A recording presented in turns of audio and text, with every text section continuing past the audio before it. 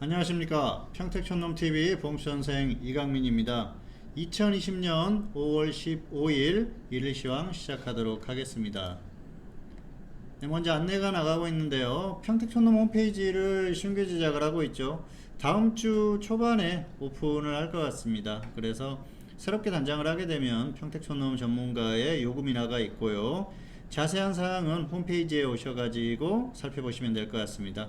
그리고 포인트가 소멸하기 때문에 이 소멸하는 포인트를 가지고 전문가 서비스로 전환을 할 수가 있습니다. 늦기 전에 연락을 하셔가지고 자세한 사항을 알아보시면 좋을 것 같습니다.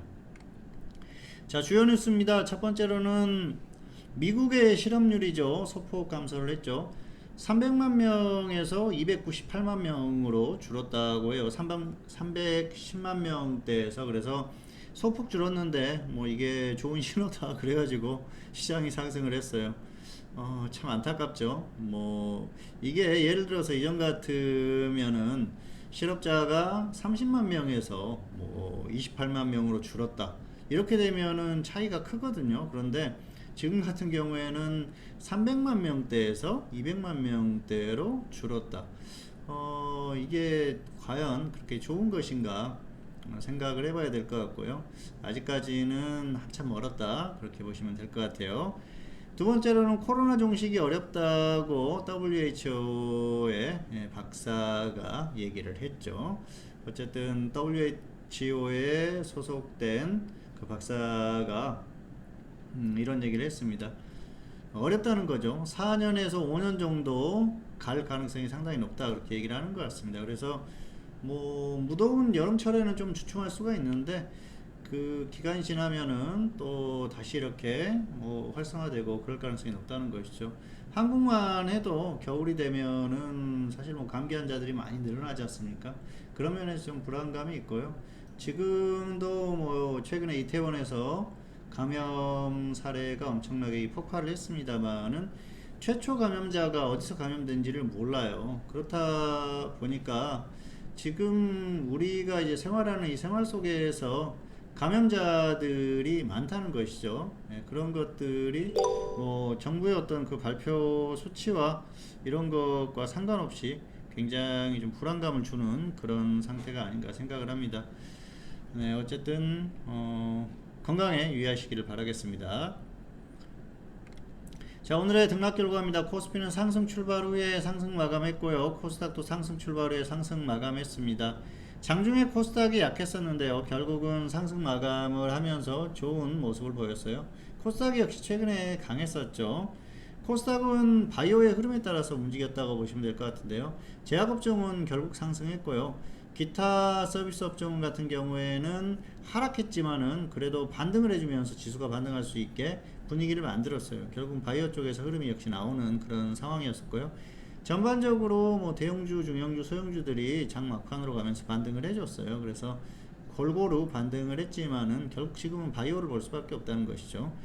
코스피 같은 경우에는 역시 해외 증시 수급입니다. 어제 미국 시장이 상승했죠. 오늘 초반에 흐름이 좋았어요. 그런데 장 초반에 흐름이 안 좋았었죠. 쭉 밀렸었는데 이게 한국 시장의 어떤 그 흐름의 한계가 좀 보이는 흐름이 아닌가 생각을 합니다. 그리고 수급적으로는 선물 쪽에서 외국인들이 매수를 해주면서 끌어올리는 그런 모습이었었죠. 자, 특이사항은 삼성전자가 오늘 역할을 했고요. 삼성전자가 역시 조금 반등을 해주면서 지수 반등을 만들었고요. 코스닥은 종목이 약했던 그런 흐름이라고 보시면 될 것 같습니다. 자, 코스피 지수 보시면 오늘 음봉이지만 상승 마감을 했죠. 최초에 상승했다가 조정받고 다시 상승하는 그런 모습 역시 그나마 다행이다 그렇게 보시면 될 것 같고요. 코스닥도 역시 마찬가지예요. 코스닥도 장중에 상당히 약했어요. 코스피보다 코스닥이 조금 더 약했었거든요. 그런데 결국은 반등이 나오면서 상승으로 마감을 했습니다. 다행스러운 모습이라고 생각을 하고요. 코스닥은 바이오를 봐야죠. 바이오 쪽이 반등했어요. 제약 그리고 기타 서비스 업종 이쪽이 이제 반등을 해주면서 이게 두 개가 엄청 약했어요. 장중에. 그러다 보니까 지수가 힘을 못 썼는데 막판으로 가면서 결국은 지수를 반등시키는 그런 모습입니다. 그래서 어느 정도 괜찮은 역할을 했다고 보시면 될 것 같고요. 코스피 같은 경우에는 조금 더 강했었죠. 역시 코스피는 오늘 삼성전자가 괜찮았어요. 삼성전자가 장 막판으로 가면서 또 반등하는 흐름을 보이면서 지수가 좀 반등하는 흐름이었고요.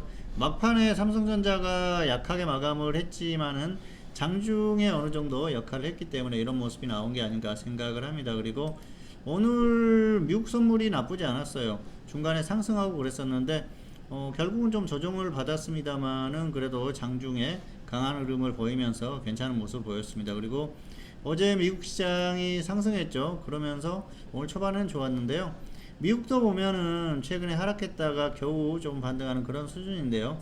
아무래도 조금 더 반등이 나올 가능성이 큽니다. 여기서 그냥 무너지기에는 좀 아쉽죠. 그래서 미국도 뭐 최대한 버티는 흐름이 나올 가능성이 높고요.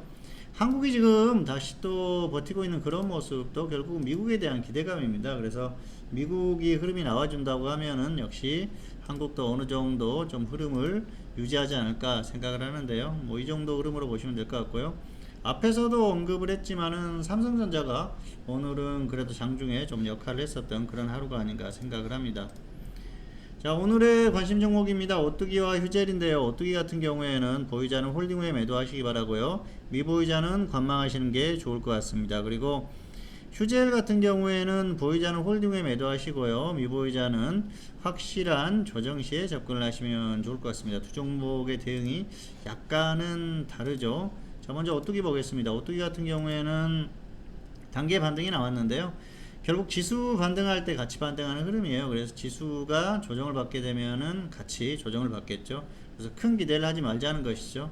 적당히 가지고 계신 분 조금 더 상승할 수가 있으니까 위에서 매도하거나 뭐 꺾일 때 매도하거나 그러시면 될 것 같고요. 휴젤 같은 경우에는 조금 다르죠. 휴젤은 지금 최근에 이슈로 움직였었죠. 메디톡스가 제품 판매를 금지당했지 않습니까? 그런 것들 때문에 움직임이 있었기 때문에 이슈가 있는 종목이에요. 그래서 조금 더 갈 것 같고요. 여기에서 상승하면은 조금 홀딩해서 끌고 가볼 필요도 있어요. 가끔 이런 종목들이 있어요. 그냥 별 뭐 특별한 이유는 아닌데 계속해서 탄력을 받아가지고 가는 그런 상황이 발생하기도 합니다. 특히 이렇게 바이오 같은 경우에는 더 그럴 수가 있으니까 조금 더 상황을 지켜보시면 될 것 같고요. 위로 가면은 홀딩했다가 매도, 아래로 가면은 정리하고 확실하게 더 밀렸을 때 아래에서 접근하시면 될 것 같고요. 없는 분들은 조정 받았을 때 한 번 정도 접근을 해보셔도 무리가 없을 것 같습니다. 단기 이슈가 있기 때문에 충분히 움직일 수 있기 때문에 그 정도 대응은 충분히 가능합니다. 자, 그리고 지금 이제 매매 결과 현물 개별주 매매 지속하고 있다, 뭐 이 정도로 말씀을 드리겠고요. 아무래도 지금 시장에서 테마주들이 계속 움직이고 있지 않습니까? 그래서 그런 종목들의 순환매 대응, 그리고 장중에 또 단타도 적극적으로 지금 계속해서 실행을 하고 있고요. 매수 가격 자체를 굉장히 좀 보수적으로 잡고 대응을 하고 있습니다. 그래서 매수가 됐을 때는 수익 확률이 확실하게 높게 그 정도 가격을 책정하고 대응을 한다, 뭐 이 정도로 말씀을 드리겠고요. 잘 움직이는 종목, 아주 강한 종목은 장중에 단타도 가능합니다. 그리고 흐름이 좋았던 종목들, 이런 종목들은 가격 메리트가 있는 종목들은 충분히 일봉 매매가 가능하니까 뭐 그 정도 대응하시면 될 것 같아요. 자, 지수 전망은 이렇습니다. 아직까지는 고점 원조세 구간이고요. 뭐 크게 빠지지 않았죠. 그리고 아직까지는 버틸만 하다고 보고요. 여기에서 곧바로 무너지기보다는 조금 더 버티지 않을까 생각을 합니다. 최소한 다음 주 뭐 중반 정도까지는 최소한 버틸 가능성이 높고요. 그 이후의 흐름은 조금 더 봐야겠지만은 아직까지 무너질 만한 상황은 아직 오지 않았다. 그래서 뭐 가장 큰 변수는 역시 미국이겠죠. 미국이 중요하지만은 미국이 단기에 그렇게 뭐 폭삭 주저앉는다든지 그럴 정도의 흐름은 아니라고 보기 때문에 그렇게 보고요. 장기적으로 봤을 땐 좋지 않죠. 미국하고 이제 중국하고 또 서서히 파열음을 내고 있죠. 그런 것들에 있어서 장기적인 그 흐름에 있어서 불안감은 여전히 있다고 보시면 될 것 같아요. 그래서 대응 전략은 이렇습니다. 현물은 개별주 단기 매매 반복하시기 바라겠고요. 비중은 너무 많이 하지 않기를 바라겠습니다. 비중이 많다 보면은 대응하기가 힘들어요. 그래서 비중 많이 하지 마시고요. 많더라도 50% 이하만 하시기를 바라겠습니다. 그리고 파생은 양방향 단타와 하방 공략 이렇게 말씀을 드렸는데요. 일단 장중에는 양방향을 보세요. 그래서 충분히 뭐 양방향 단타는 가능하고요. 그리고 또 추세적으로는 역시 지금 지수가 좀 힘겨워하니까 반등했을 때 하방 공략을 해서 내려가면은 끌고 가보자는 생각입니다. 자, 보시겠습니다.